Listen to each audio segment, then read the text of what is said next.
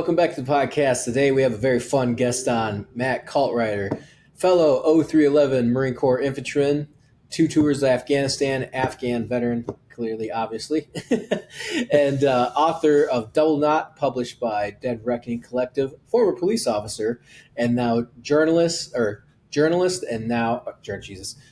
author, and now high school history teacher. Mac, welcome to the show. Thanks, Ethan. Thanks for having me. One of these days I'll figure out the fucking intro. I don't know. It worked. Got us there. Oh, great! Thanks for coming on. Yeah, appreciate it, man. Yeah, absolutely. This is awesome. I'm like I said, I've told the last few guests this is going to be like the months of authors. The last like 5 guests happen to all be authors, and it worked. They've all been great, and it's all been working out great. So I'm going to be scratching the surface of penmanship and everything else, and yeah, you're gonna have a lot of books to read by the time this month is over. Yeah, exactly. Yeah. Story structure and everything. Yeah, even with Marty's, I had to like listen to the audiobook on Send Me and everything. Yeah. But yeah, so what years did you go in, and then kind of what was the inspiration to go to school for? I would say journalism, but like, or what got you into journalism? Like, that path. Yeah, so let's see. I enlisted in 2009, which was right after high school for me. And joined the infantry and served in 2-8 for 5 years. And so I loved it. It was a great experience. It was what I wanted it to be. But my goal when I enlisted was that I want to be a Marine and I want to go to combat and see what it's like. And so I accomplished those things in my first enlistment. And then after that, I was like, I want to go to college and do something else. But people always assume if you do, one enlistment, they're like, oh, did you get out with a bad taste in your mouth? Were you, disappointed with anything? Like, no, I just didn't want to be doing that for, the next 20 years of my life or whatever. Mm-hmm. So I got out and went to college. I thought I wanted to be a social work major at first. So I did that for a semester. And it was good, but showed me enough that I realized I didn't want to do that for a living. Yeah. And then I was like, all right, well, since I don't have like a plan ahead of me besides get through college yet, I don't want to waste the GI Bill just jumping majors everywhere. So I'm going to pick something that interests me. So I just picked history because I liked it. Mm-hmm. But it also gave me all the skills of, reading, researching, writing, all the things you get in an English degree, but just with that little history flavor to it. Mm-hmm. So yeah, that's why I picked history. And then, as college came to a close, I was like, there aren't any great paying history jobs out there for an undergrad. So I applied to the fire department and the police department hired me faster. So I was a cop for about a year. But right about the time, you finish the police academy, which is 6 months, and then you go into your field training, which is where you respond to calls, but you have another officer there with you. And right about the time I was done with all that and I was answering calls by myself, COVID hit and George Floyd was killed. And so it was just like a very strange time in policing in general, but doubly strange to be brand new to it. And a lot of police officers at the time were like very burnt out, cynical about the job. And they were like, hey man, if I was you, like I'd think hard about this, because once you have 10 years on, it's harder to walk away from. And I decided I didn't want to do that for 20 years. So I left the police department, and I'd always wanted to pay the bills with writing. And so I figured, you can't quit careers that many times. If I'm going to do it, I might as well do it now. So I tried my hand at writing, and I started freelancing for a few places, including Coffee or Die. And then they brought me on as a staff writer, and I wrote there for about 4.5 years or so, until the magazine closed down. But yeah, that's where I got the skills to write the book, I guess. That's awesome. Well, it's funny. I joined in 05 and then got out in 2009. Mm-hmm. But my buddies, everyone that I knew that went to college, it was really funny because the 08 crash had happened. And I'm sure you remember, you would have been in high school, and it was significant. And it was weird because I was so detached from it. Because I was like going on my 3rd deployment. Like I was like, well, I had to ask my dad, I was like, is it really that bad? And he's like, oh, it's fucking terrible. Like people are killing themselves and losing their house, and like 401ks are gone. Like, dude, it's bad, but I just didn't know. Like I was stationed in Hawaii. I was on another fucking planet. But it was funny because all my friends were in college and they were getting their history and English degrees. And then like 2009 is when they all graduated, but then most stayed in to like 2010 or so just to get a different degree. They're like, oh, fuck, like this Yeah. degree I have isn't worth shit. I should probably get a better degree. So a lot of my friends just and it was a crappy market, you know? So my friends like stayed in college and then got different degrees or tried to figure out what they're going to do in life, you know, and it I really definitely hit. don't advise going to college with no plan in mind and just Yeah. studying what you like. Like that's not a good use of time or money. But I Yeah. was using the GI Bill, and so I just considered that my full time job. And I was like, all right, I gotta not Yeah. quit, but also like, I didn't want to do business or anything like that. So No, I agree. I'm And with that's the this. thing.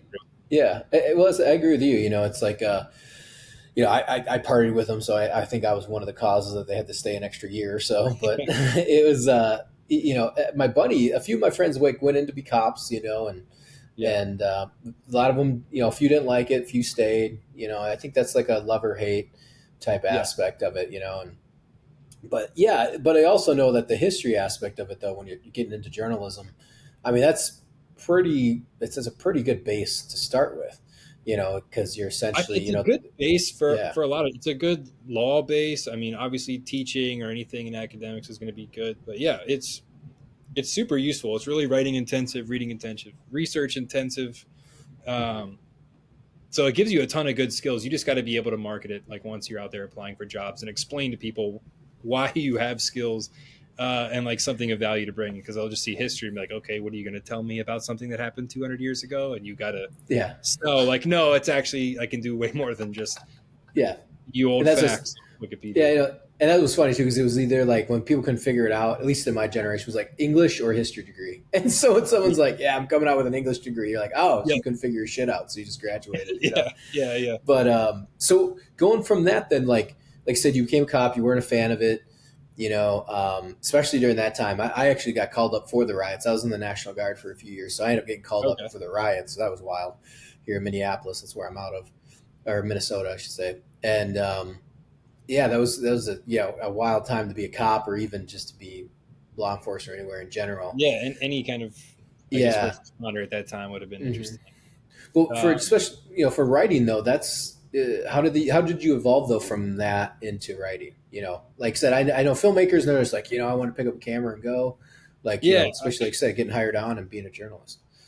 I mean, I've been writing my whole life just for, I just like to do it. Like even when I was a little hmm kid, like I would just write funny stories with my friends, not hmm thinking anything like having that skill take me anywhere or be a career or anything like that. hmm So I was always writing in the Marine Corps. I would write here and there just for myself. But when I applied to the police department, it was strictly like, hey, I've got a kid now. I have a family, like 100% practical. Like, what can I do that pays the bills? And being a Marine, I'm like, I know being a cop, like I'll fit right in um, hmm to that culture and that kind of training or whatever. Uh, and I was, that was true. Like it was, I did kind of fit right in. It was not exceptionally difficult. Like there wasn't anything I couldn't like grasp or anything. Um, and like there are a lot of parts of policing that are really rewarding and satisfying that I really enjoyed. But then there were parts where I was just like, it's not worth it. Um, to like the risk that you have to take every day. I'm like this. I've got kids I want to be around for, and if my heart's not in this, like I don't want to be getting up every day to come do it.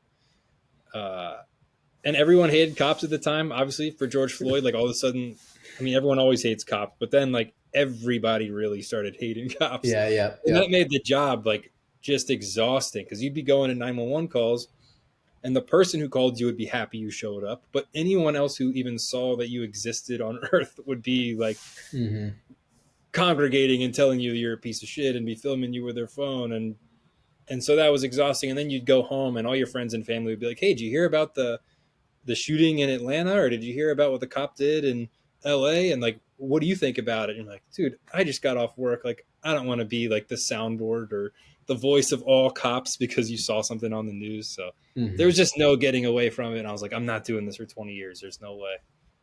uh so then yeah, I was like, if I'm gonna write, now's the time to try it.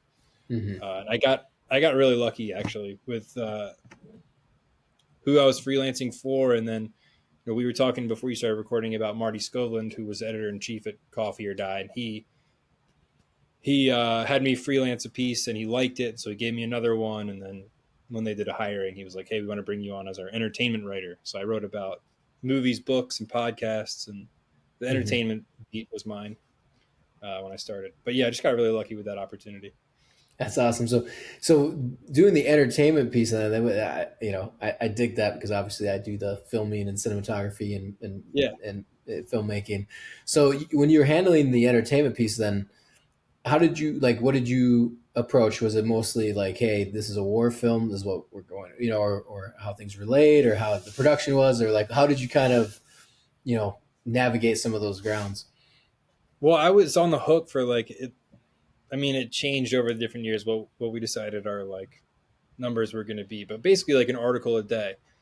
Really? Or I would do like a couple easy pieces that were like really short and be like, hey, the new Top Gun trailer just dropped. Here's like all the things we saw in it, and that would take me a few hours. And then I would have a few days to work on a longer piece where I would like interview somebody or, and do like a full profile or do some sort of investigative piece or like an essay that's more in depth than just like hey, watch this trailer or check out this new podcast that dropped or a new Navy SEAL's writing a book. You guys should check it out. Yeah. All that kind of stuff fell under my umbrella.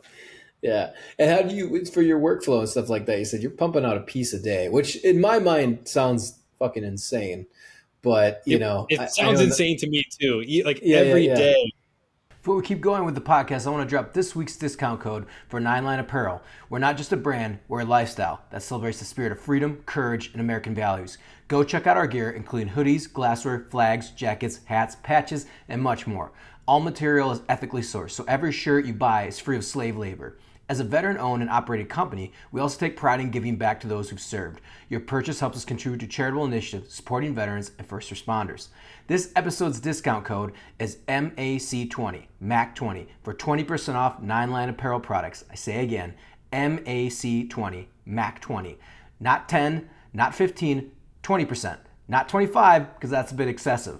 So go over to the store and get yourself 20% off your next purchase. While you're at it, like, listen, and subscribe to the 9line Apparel podcast for future discount codes and more conversations with amazing guests like today. Now back to the podcast. They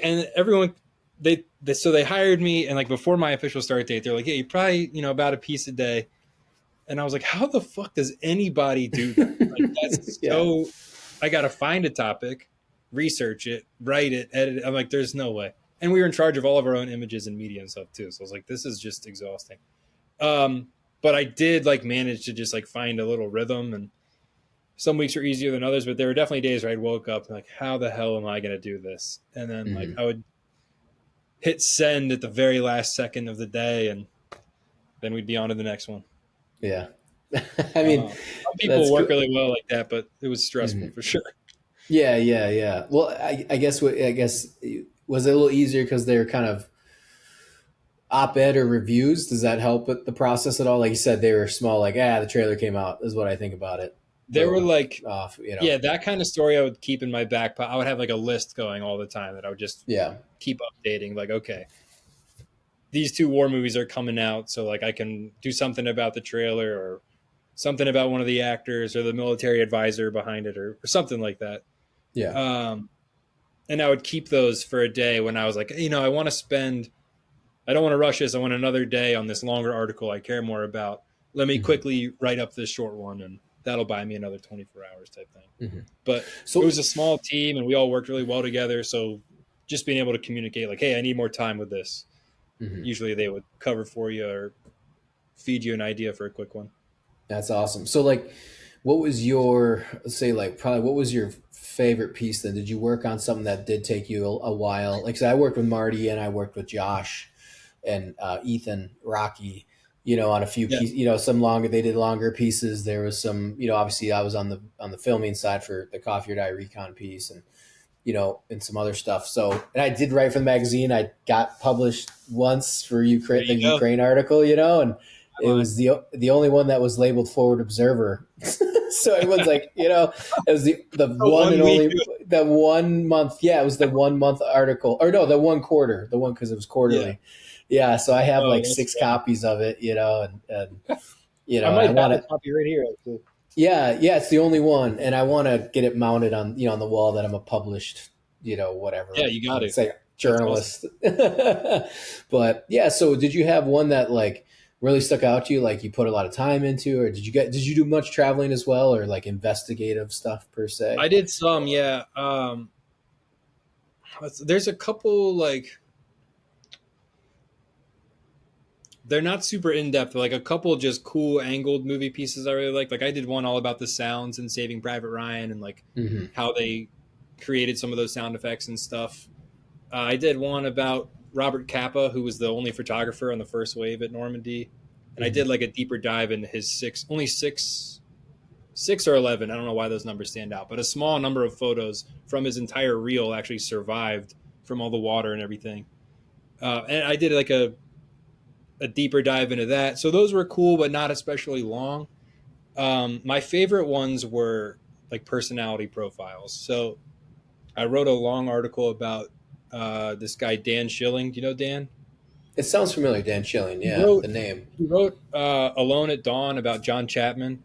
Oh, Um, yep. I but think I Dan is listened to that like one. Yeah, yeah. yeah, but Dan is like a legend in the Air Force Special Operations community. He was a Hmm. combat controller, and then your listeners are going to kill me because I don't know whatever the officer equivalent of that Yeah. is, Hmm. like special tactics officer, something like that. Um, and he like stood up all these super secret units and stuff. But awesome guy. He lives out in Utah now, and I flew out there for the day, and we climbed around a mountain together, and I just got to pick his brain for the day. And so that experience of being with him and getting to know him over the course of a day was really nice, instead of like a phone or a podcast interview where it's like Hmm. you have questions prepared, you've done the research. This, I actually got to know him because we were doing something together, and he just had a really cool story, and it allowed me to kind of, I like wove myself into the story a little bit selfishly, just because I wanted to see if I could do that, from a writing standpoint. Hmm. So those kind of stories where I kind of got the freedom to tell it how I wanted to tell it, I was really excited to do. But yeah, that Dan Schilling piece was probably my favorite one. Hmm. Um, and And then even I wrote, oh, go sorry, ahead. go ahead. No, I was saying, go ahead. One I wrote that I got told I couldn't write it for like years, and then right towards the end of the magazine when it was going under, I was like, "Hey, like things don't look good. Can I write this article, please?" And they were like, "Fine, you can write it." But there's this Coast Guard cutter that's anchored in Baltimore, which is where I live. It's this beautiful ship. It's been there my whole life. It's a museum ship, but it's the last surviving ship from Pearl Harbor. Uh, and so it survived Pearl Harbor, and then it fought in the Pacific, like took on kamikazes off Okinawa. It fought in the Atlantic and took on like all the U-boats and stuff. After that, it served in Vietnam and Korea, and then it was like a drug boat during the 80s. Like it just has the craziest story ever. And so I wrote a profile about the ship as if the ship was a person. So the way I write it is like I describe it like I'm interviewing a person, but I'm telling the story of this Coast Hmm. Guard ship. So everyone said no, I couldn't write it forever, and finally I got the green light. So I'm proud of that because it's something I'd been wanting to write for a very long time, and Yeah, finally got the chance to. yeah. That's all. That's awesome. But I think there was one thing I talked with Marty about probably last year when I did the podcast with him, and I talked with him over in generalities. We call each other and just kind of see how things are going, and we just bullshit and catch up. But journalism, and this is kind of like pose questions to other authors too, and journalists is the state of journalism now. You got to write for a print magazine, which is Yeah, it's I come from the filming video aspect, so I'm more into photojournalism and what would you say, like, I don't like saying combat videography, but basically like yeah, mini documentaries or like I really dig that, and there's some projects I'm trying to work on as well. But information moves so fast, and journalists, I was talking with William Bulliard about this, and he's saying, like, in his opinion, which I agree with a little bit, because how fast information moves, like X, or formerly known as Twitter, is basically where people get, because it moves so quickly. So yeah, the investigative journalists, there's still stuff there, it's like building that reputation. But he would say like, what he was referred to as the beat journalist, being there before everyone is, gets there, being on the ground, like saying Gaza right now, or so say you went to Ukraine when it was like, information moves too fast for, that part of journalism to be gone. But the people respect investigative journalism, but it takes so long and it's such a hard thing to get paid for. Like I said, I come from the film world, so I know what it's like to fucking do jobs for no money, or you're doing passion projects to try to get noticed and stuff like that. Like, what's your opinion on the state of journalism and it moving forward? I mean, you can talk about print, all sorts of stuff. It's a good question. I'm not qualified to answer it, but I think it's not going anywhere, right? Mm-hmm. Like, yes, everyone has a cell phone and can capture, breaking news on their phone if they're near some sort of crazy event. But like, that's not all that there is to journalism. It's not just getting the first photo or something. And there's still incredible journalists out there. There's more than there's jobs.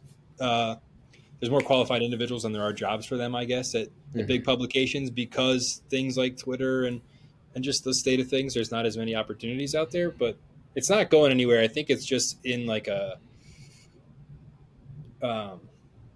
transition phase right now. We're still trying to figure out how to adapt to all these new things, including AI and stuff. But it's not going anywhere anytime soon. I think it's just going to look different in 10 years than it looked 10 years ago. And we're just in a weird area right now. Yeah. Because it's, like I said, I think there's a cool draw to print magazine.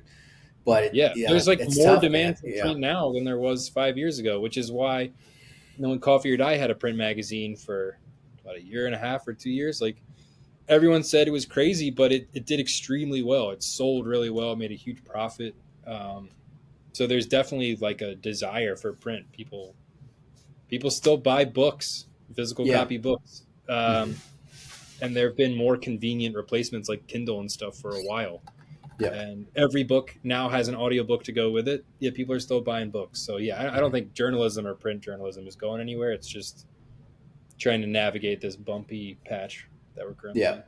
And I agree with you, because I do like, I was talking about this with somebody the other day, and I love books. Like when I used to read a lot more, and I will admit I haven't read in a while, so I do miss it. It's like cardio for the brain, and I do miss it. And but I remember when I was getting my intelligence degree, and then also the Marine Corps and everything else. Like, dude, I read so many books because you are on mission, and that's we weren't allowed iPods, and if we, that was our tactic, like, obviously. So, on patrol, we were just, I would read a book on if we're doing Overwatch or something like that. So I was burning through books. I have totes of books that I read, and I do like that aspect of feeling it, and we were talking about this the other day with a friend of mine. That happened with print, with DVDs and Blu-rays. People are finding out with streaming services that you cannot buy some of these movies, or you have to go on eBay and find them now. And, and I remember I was like, oh my God, and I kind of noticed the trend about when I was in film school in 2014, 15, that people weren't buying Blu-rays as much. So you could go on Amazon, dude. It was awesome. You could buy Blu-rays that were $20 like a year or two prior to that for $4, $5, because they just needed to sell them. And they're still like that. I have like a whole list on Amazon. Once in a while, I'll buy like 10 movies for, whatever, $40 or $80. And I'm like, oh my God, this is great. And like legit fucking movies. Like, these aren't just off weird fucking, French New Wave films from the 60s. Like, these are like, everything. So I've seen that trend. And like, that just happened recently, like in the last few months, that people are realizing that they want print DVDs. They are, what we call print, but they don't want to do streaming. Not so much anymore, but they don't want to lose those films. Like, I started doing it because I don't want to lose the films that are my favorite films. Ones that are like, I just started getting nervous about it like a couple of months ago, because I was teaching a book called Among the Thugs, and it's about soccer hooliganism. And I was like, all right, at the end of the year, once we read the book, like, we'll watch Green Street Hooligans. Like, these guys will probably love it.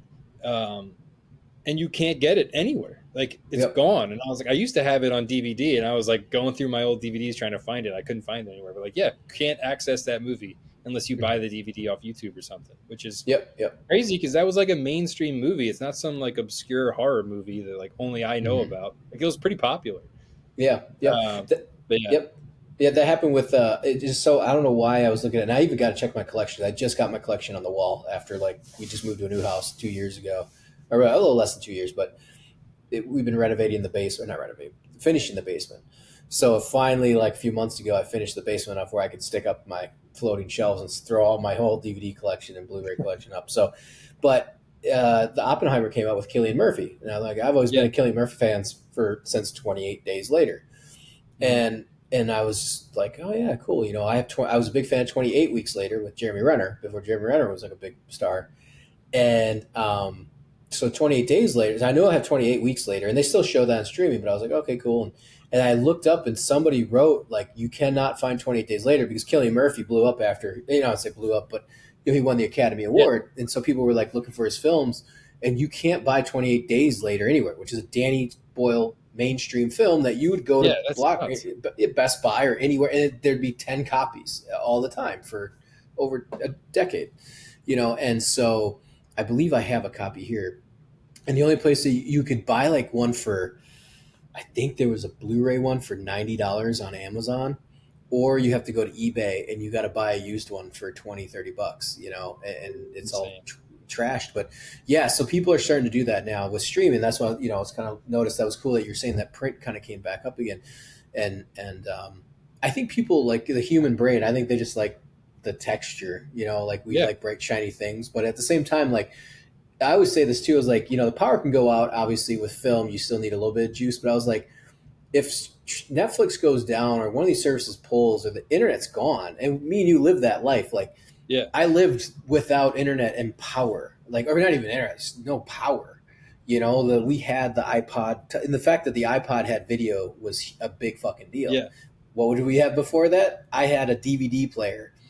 And my wife's like, what? I was like, yeah, they used to make portable DVD players. That was a thing, portable DVD players. And you carry a book around with all your DVDs, and you'd watch the same 10 movies over and over again.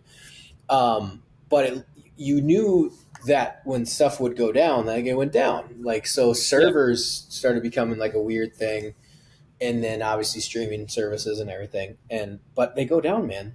You're fucked. Like, if you don't, like, the generation doesn't know to own, like, we grew up with VHS tapes and and recording shit. And now everyone's like, oh, we got everything at our fingertips. I was like, yeah, but all it takes is one light switch and it's to turn off, and it's gone. Yeah, that's cool. And I kind of think the same way with like books too, like books, you can have a Kindle. I had a Kindle years ago when I was backpacking. Loved it because I was just reading, because again, back then there was no cell phones, like 3G at all in Central America. There's nothing. Like, there was an internet cafe, even in 2012. I had to go to it, download books, and then go back to where I was at, the hostel, and like, it was like, and then read the book, and then go back and go download 2 more. And the Kindles are great because you could download 3 or 4 books at a time and just burn through them. It was awesome. I mean, reading them. It is super convenient. But yeah, there's just something about having a book in your hand. Yeah, exactly. Like, I would have rather have a book, but still, though, it's like it's just having that physical book is phenomenal. And even like research, like I said, you're a journalist, so like for me, I remember my intelligence degree, I'd be writing papers, and I loved having the books in front of me because I remembered chapters, so I could go and pull references. It was almost kind of like Google in front of my face. I was doing, and whatnot. But, even with a history degree where you've got, access to all these crazy shared libraries and databases that you can like access information. Every time I went to the physical library at school, I would find some information that I hadn't found in all my research, even if it was the first time I'd gone to the library for that project. So yeah, there's just something about placing yourself in the books. Yeah. And like I said, on the aspect on the journalism too, then, like I said, I say investigative journalism, but the print side of the house, you're seeing more and more like those websites pop up. What was the one? It was they were using it. Barry Weiss was using it. All the people that did the Twitter files, Substack. So like the Substack stuff, and it's kind of like I don't know. I guess that's kind of the YouTube for writers, but that's a good way to put it. Yeah. And I was talking to Marty about this, and he was still talking about like, well, it still comes down to like, I think independent journalists have more power, and I agree with that. I think that as a filmmaker, like if I wanted to go, granted I have a family, but I mean, if I was like, all right, I'm going to go and start doing stories, investigative video journalism. Fucking go do it. And you start Yeah. a channel and people start following you and you just kind of almost make your own revenue. That's why I think the print stuff, I feel like it's that weird balance of how much do you pay your writers, what's overhead, Yeah. you know what I mean? Because like at one point those writers are going to get too big for your column because Right. you have overhead in printing, and these guys are basically doing what they can go off and sell a book or have enough people on their Substack and Yeah. and pay them directly and not whatever your Yeah. salary Tons of is. people Or, going the Substack route. I think it's yeah. working for some people. Mm-hmm. But then there's plenty of people on Substack who no one's going to hear about them because they've only ever written for Substack, and their word doesn't get out there, and it just gets Mm-hmm. lost. Yeah. So yeah. So and think of that too. You like said you're a high school teacher. Are you a high school teacher? Is that what you're teaching? Yep. Yeah. Yep. So what do you're plugged into the youths. What's their what's that life like seeing the next generation kind of come up related to journalism and history? Just in general, it's been wild to be back around young people again. I teach at an all boys school, which has actually been really awesome because there's just a different dynamic when it's just boys. Mm-hmm. It's not good for everybody, but I think it's good for a lot of these students. But it had been a long time since I was around any kind of high schoolers before I was teaching, and it's easy for people my age and your age to lose hope in the young generation and turn into old men and just be like, oh, they're misguided in whatever way you can think of. But it's been really inspiring to be around high schoolers and be like, oh, these are good people with good intentions who have common sense. Like you hear all the time, like, oh, common sense doesn't exist anymore. The people I'm around in high school are turning out to be wonderful human beings. So it's actually been really inspiring and fills me with hope. That's good. Yeah. Any listeners out there who are like, oh, we're doomed because the younger generation's like, don't lose hope yet. They're pretty good people out there. Yeah. Well, that's what I was kind of curious too. I imagine that's a private school then, right? If it's an all boys school. Yep. Yeah. I think that's a stark difference of like a lot of people I think a lot of parents are kind of starting to bend over backwards a little bit more to get their kids into a private school, because on the public side of the house, public school, that's where you're hearing a lot of that. And I hear it too directly, from the horse's mouth that like, this school's going fucking sideways. Like it's not what they're saying in the news is not far from, it's not embellished. Like it's not good. Yeah, no, in some ways, you're right. And yeah, there's definitely a difference teaching in the school I'm in versus some other schools in the country. But it's like also, so when I was working for Coffee or Die, I went on this USO tour for an assignment, and we went around different bases around the country, and there were like some entertainers and stuff they put on a show, and my job was to report on it. And so during that time, I would get to interact with all these like E2s at all these different bases from all the branches.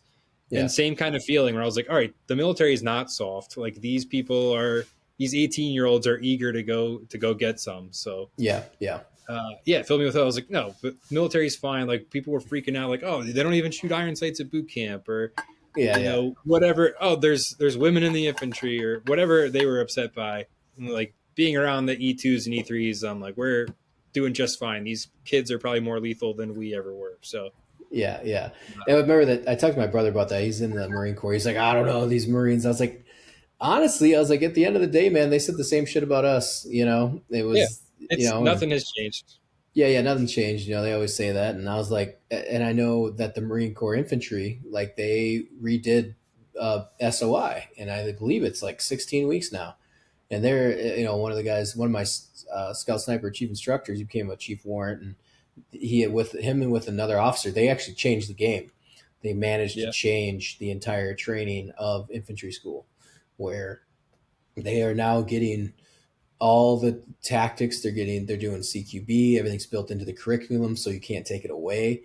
They're all getting leadership skills. So that by the time they get to the fleet, they are actually very well trained. I mean, at least more than we were. I was like maybe 6 weeks of training, and it was like, that's about it.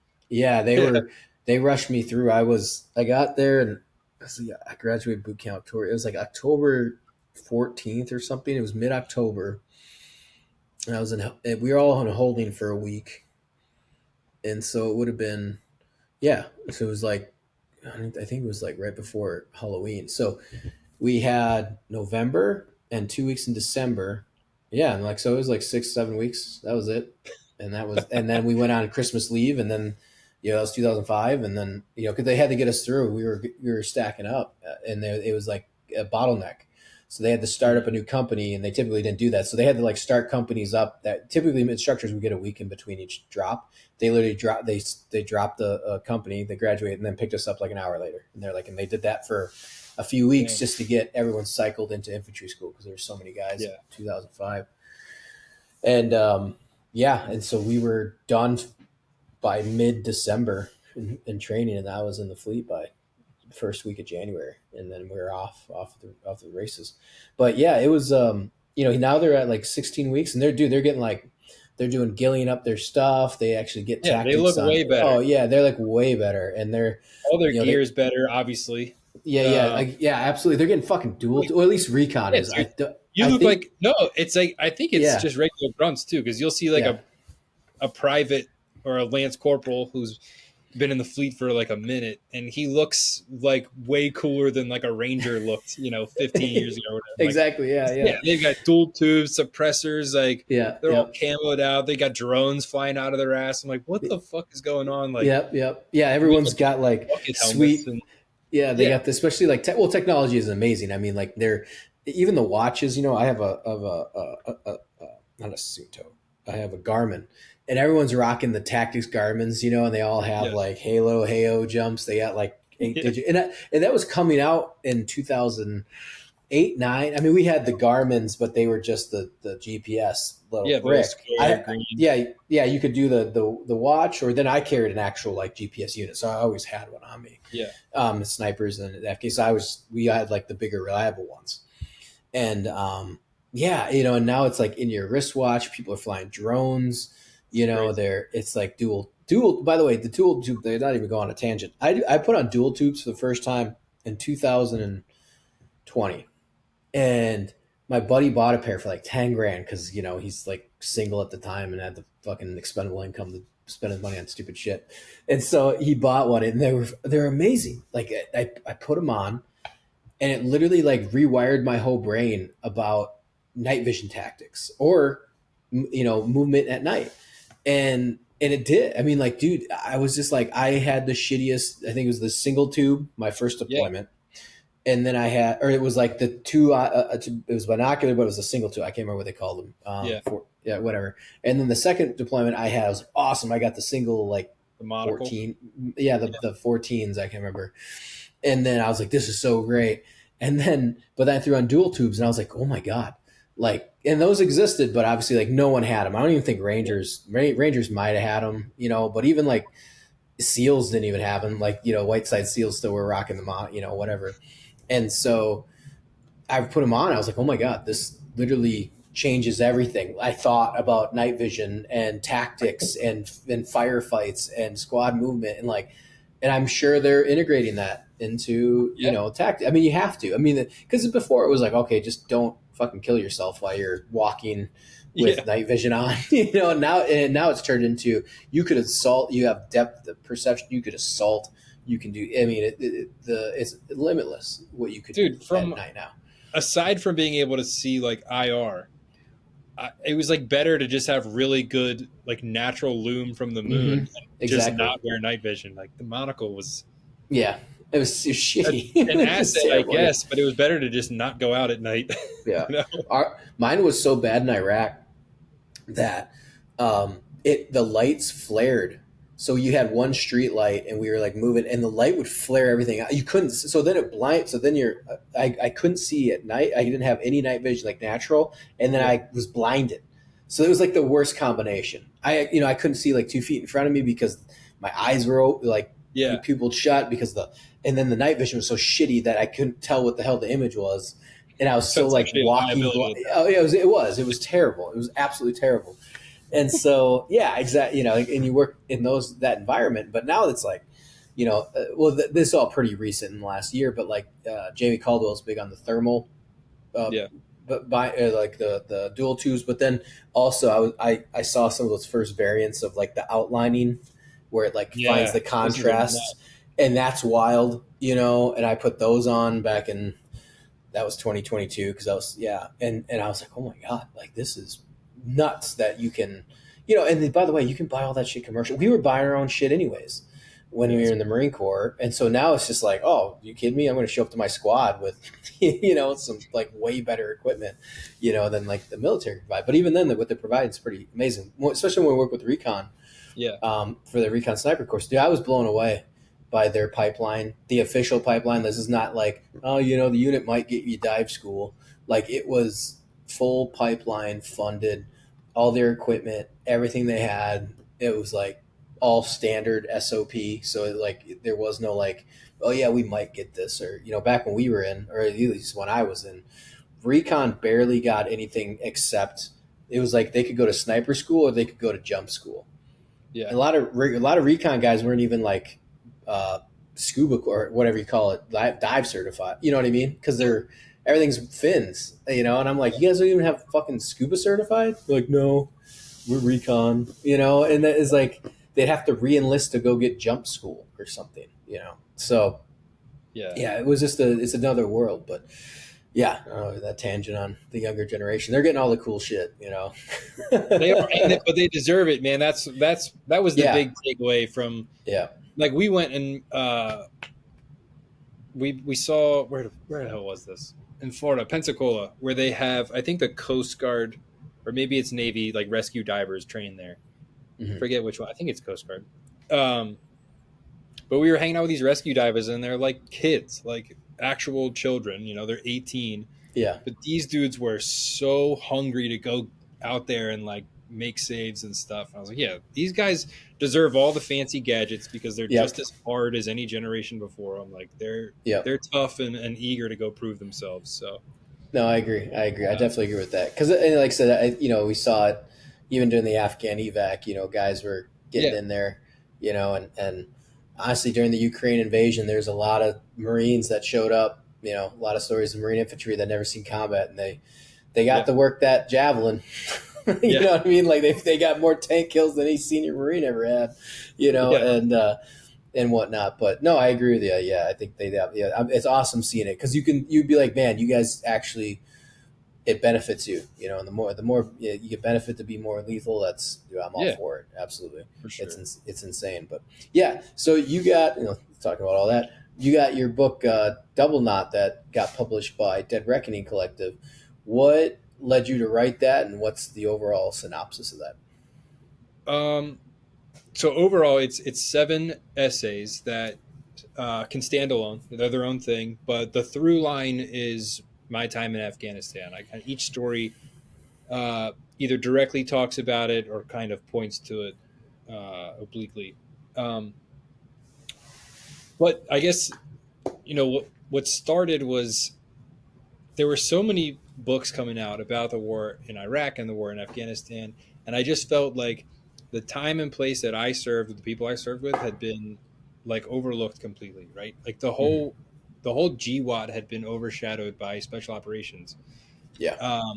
And every time I say that, I add, like, and rightfully so, because special operations played a larger role in the GWAT than in any war previously. Uh, those guys are the best of the best, and oftentimes get handed these crazy missions. However, the majority of the fighting and dying happening in the GWAT was by the infantry, and there weren't that many really good infantry books Mm-hmm. that I read. There were some memoirs that stand out, and there were some really good ones from famous infantrymen like Dakota Meyer. Like if you won the Medal of Honor or something, and you had a book, like it was good. But other than that, there weren't any that like really captured the infantry experience for the average infantryman, and there weren't that many that talked about Helmand in a way that was, I thought, interesting and accurate. And so that was kind of the impetus for why I wanted to start writing. And I originally wrote a full memoir, but I thought it was kind of boring. Like it went from boot camp to when I got out. Like that story's been told 1,000 times, and my enlistment wasn't anything you know, super interesting compared to compared to your average enlistment. So I wanted to distill down what I really wanted to say into these 7 essays. And so I thought the best way to do that would be to have some that took place in Afghanistan, are entirely about, you know, a moment on a deployment, and others that we're talking about, like, you know, when I was a police officer, or, you know, when I was writing, and then I can kind of go back to Afghanistan and talk about it when it relates. So yeah, that was the idea behind the book, but it's 7 essays, and it's called Double Knot. Hell yeah. How long did that take you to write? So I've been chipping away at some of those stories, you know, since I got out, without the idea that it would be a book, just something I wanted to put to paper to help kind of arrange thoughts in my head. Writing is just helps me, you know, package things a certain way. Yeah. But then about a year and a half is when I was like, all right, I know what I want to do. I want it to be these essays.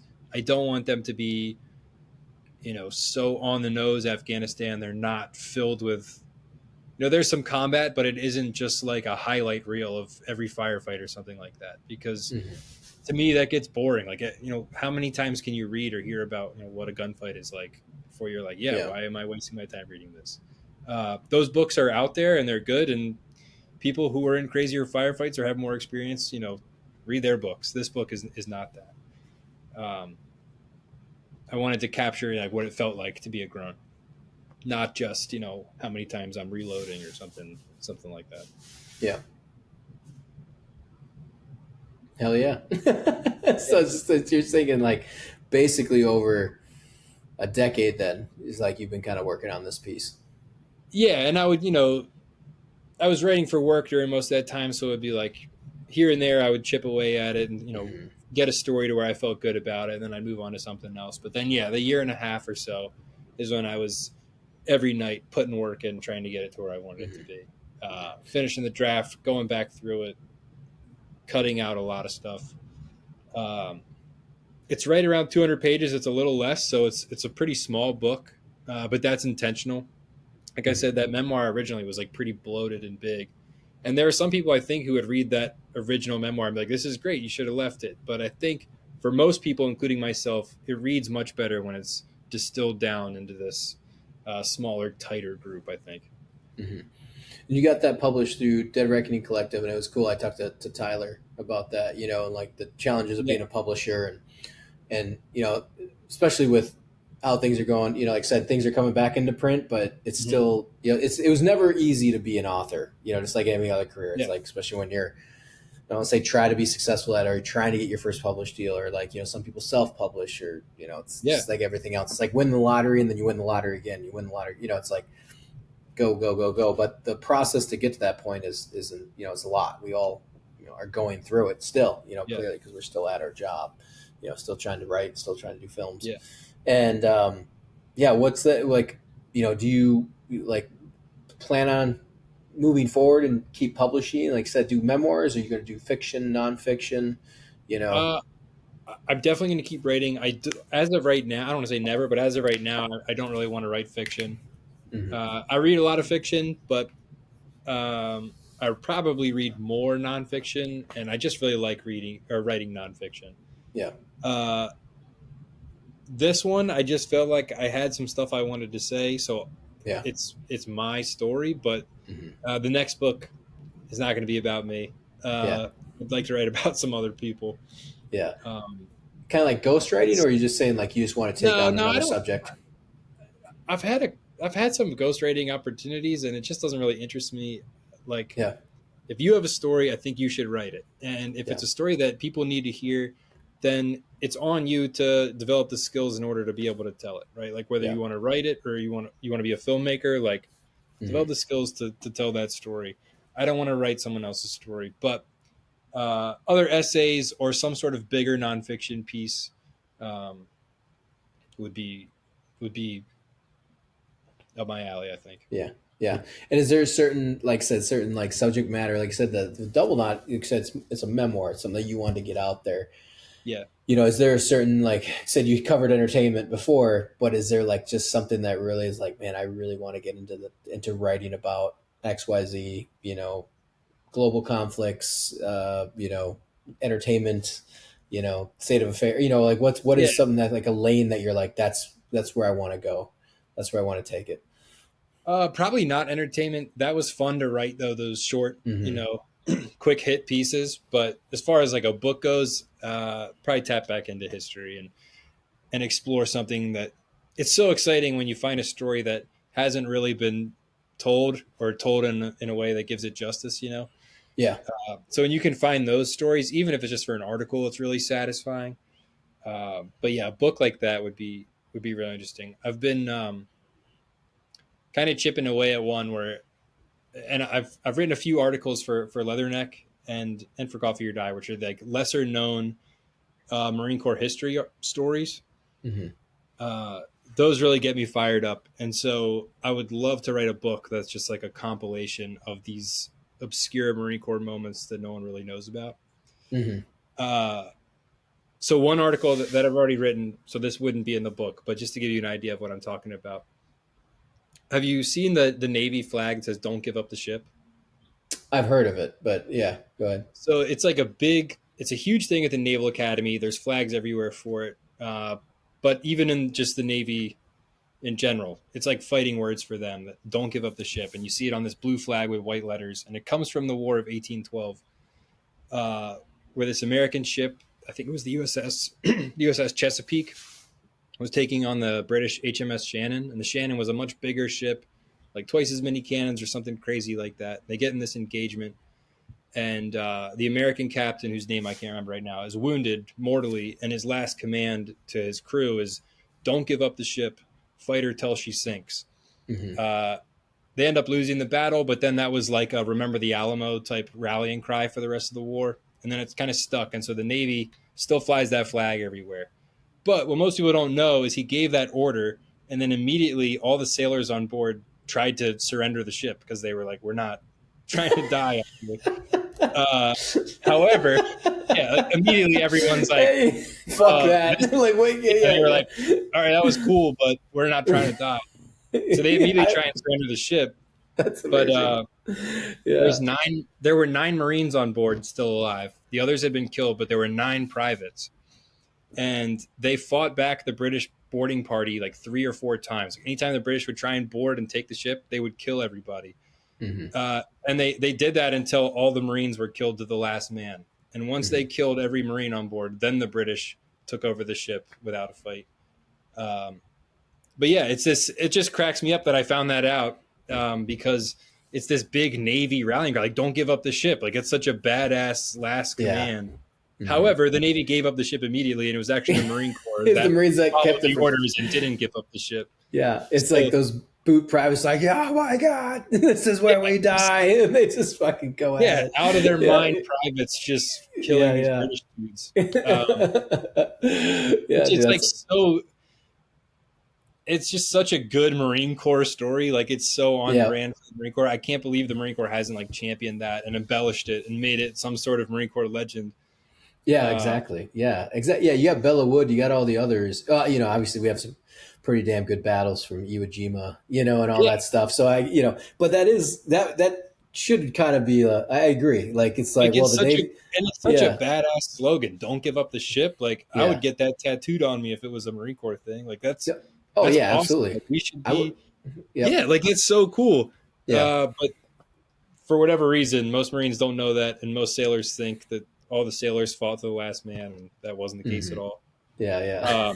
So yeah, I wrote an article about that, and I would love to fill a book with those kinds of stories because those are always so fun to find, research, and then write. Beyond that one, is there like another one that, like you said, that should be known? I mean, like you said, that's a Navy thing. Is there one in the Marine Corps that you did find that was like, holy fuck, like that's insane? Dude, there's so many. Another one that's good from the War of 1812.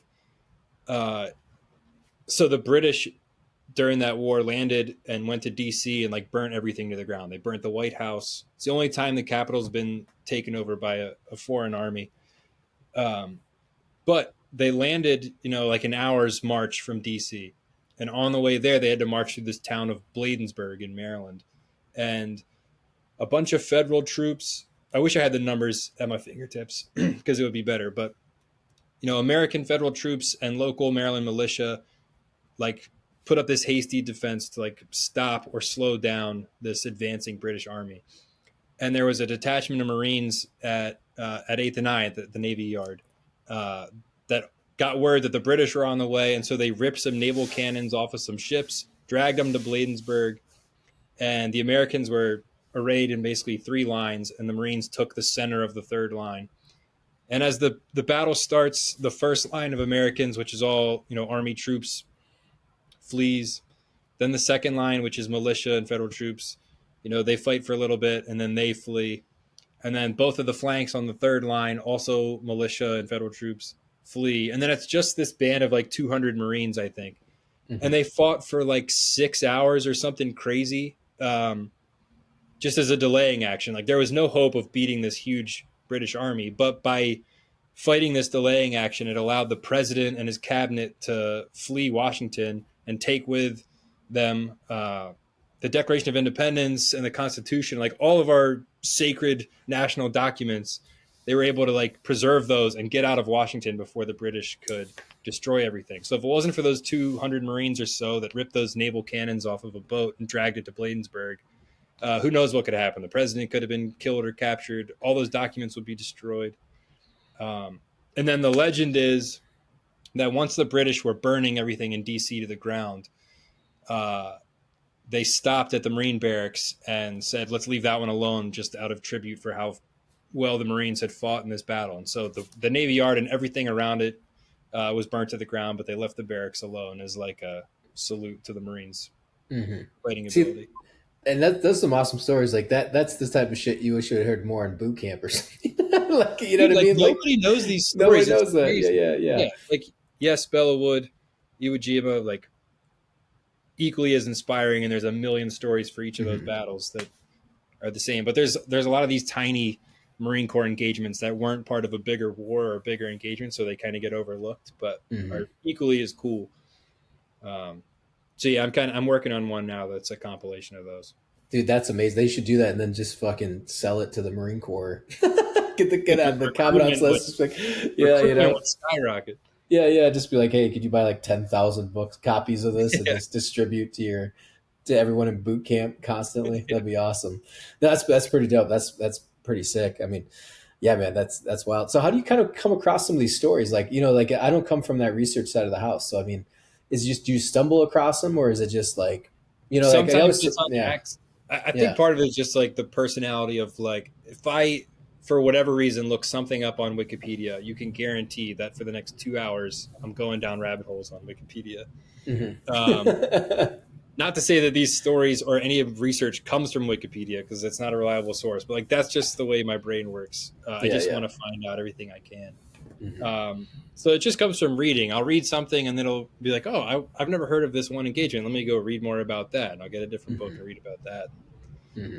Just follow the sources until you've uncovered something that's super cool, and then you get really excited to write about it. That's awesome. Feels like a detective or something. Yeah. I think I like that we talk about that. I'm sure Double Knot's amazing, but I'm looking forward to that one. That sounds like I like that compilation. Sounds dope as hell. I'm so excited about Double Knot, and I'm still riding the high of it being published. But part of me is already like, but like, let's talk about this cool one I'm working on right now. I'm excited about.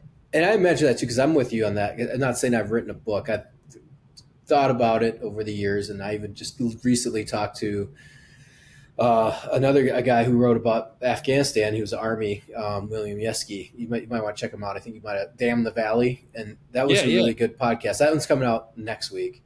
So cool. Well, in time, like this one's going to be out in a few months, but yeah, that one, he wrote that one, and that was, it was cool hearing the way he did it, and we talked about the writing, and it's always been in the back of my head for like a decade to write a book, and but I've written screenplays, so I know what it feels like to finish that. It's not nearly as intensive to write a book. I'd imagine a book is way more intensive to write. But any kind of finishing any creative project. Yeah, like a 110-page feature film screenplay is done. Like it was like, I remember just like fucking slapping it down and being like, it's done. And writing a 57-page pilot. And then I remember getting on a roll. And then, again, some filmmakers, I'm more of a cinematographer director, so I don't consider myself as like a screenwriter, but I do write screenplays. But it's like I like getting stuff out of my head onto the paper, and I won't even finish scripts. So I have a bunch of scripts that are all between 30 and 60 pages. Like I'll write act 1 and 2, and then I just kind of like, all right, it's out of my system. I'm happy, and then I move on. And well, that's what I was going to say. I didn't want to cut you off, but you were like, I thought about writing a book. You should, even if it never leaves your desk and it's just for you. Like I think, you'll just enjoy the process of writing that book, and you never know. You might be really proud of it or want to put some work into it and actually turn it into something that you share with people. But either way, it's fun to write.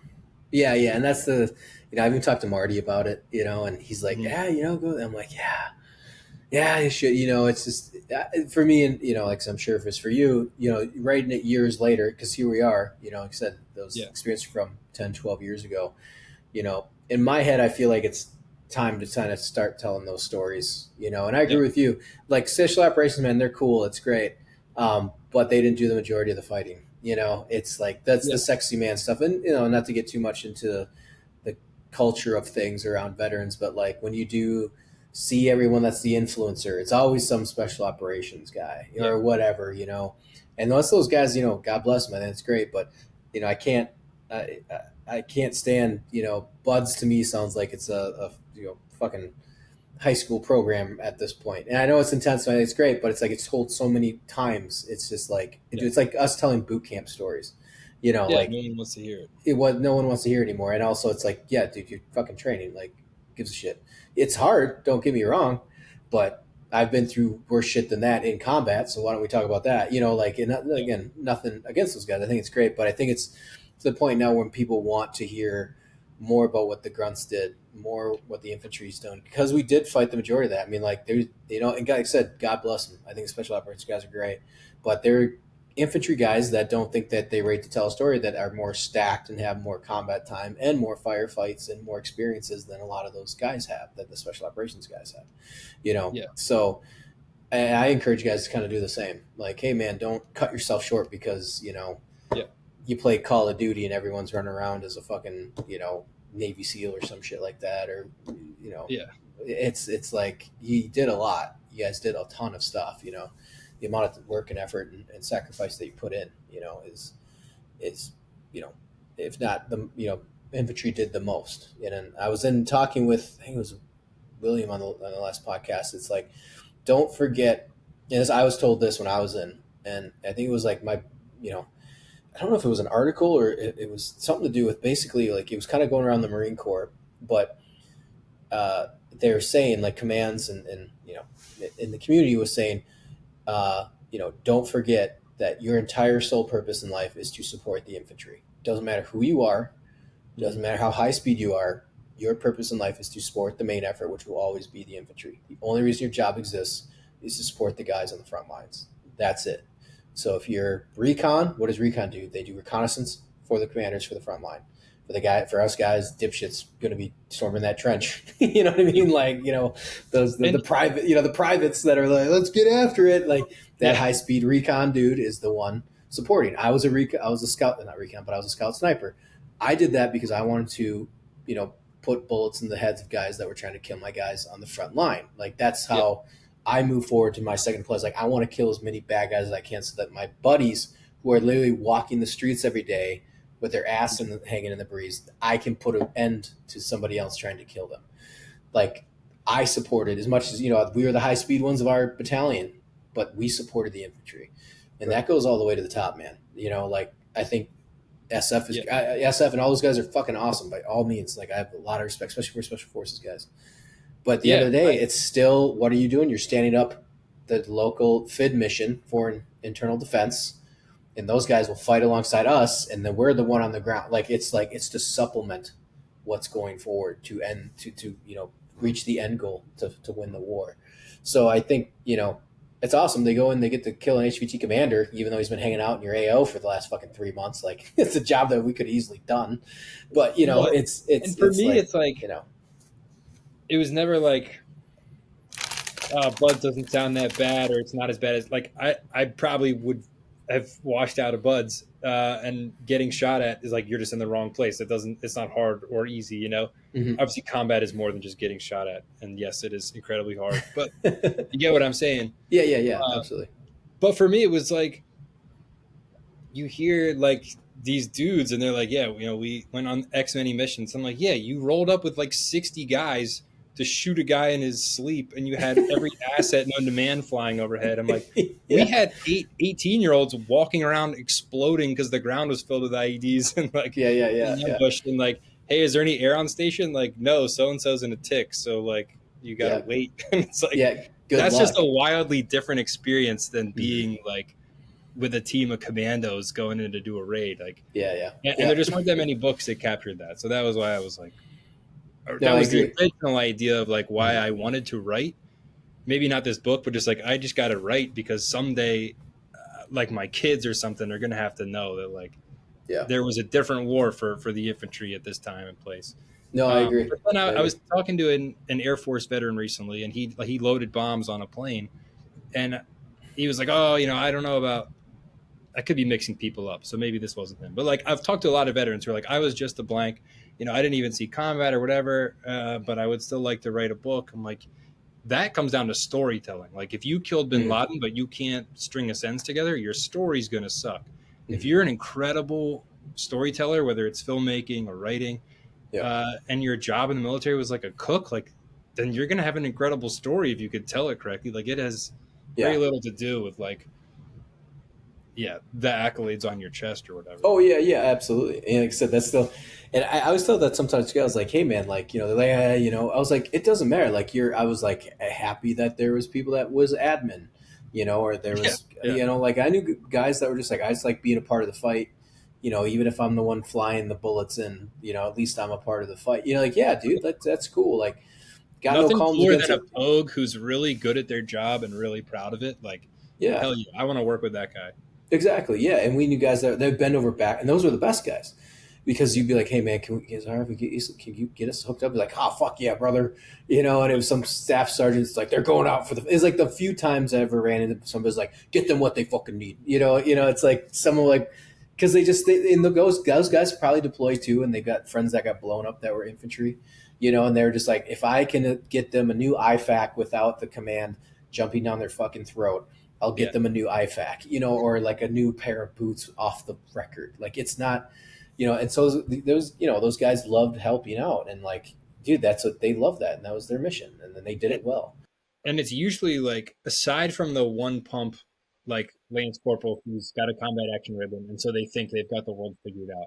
Aside from them, the people who are normally the loudest about like, oh, they're a pogue or their job was, you know, not sexy, or whatever, are usually the people who sucked at their jobs, like, and just thought, I'm a grunt, or I've been in combat, and so I can now stop improving or become incompetent, because they can just always throw that trump card of like, well, do you have a combat action ribbon? And then you'd have some other Marine who wasn't in combat who's way better at their job because they still care. Mm-hmm. So yeah, I've just noticed that the people who are the loudest and most critical of other people, like, you probably sucked at your job. Like people probably were not pumped you were on their team. Yep, exactly. No, I agree. No, man. Well, shit, man, this was awesome having you on. What, where can people find your book? Go buy the book. Go check it out. Your socials, all that stuff. Yeah, the Double Knot by Mac Caltrider. It's on Amazon, Barnes & Noble, or you can get it through the publisher, which is Dead Reckoning Collective. Only social media I have is Pipes and Pages on Instagram. If you're interested in reading books or interested in tobacco pipes, give it a follow and check it out. Hell yeah. Well, thanks for coming on, brother. Thanks, Ethan. It's been awesome.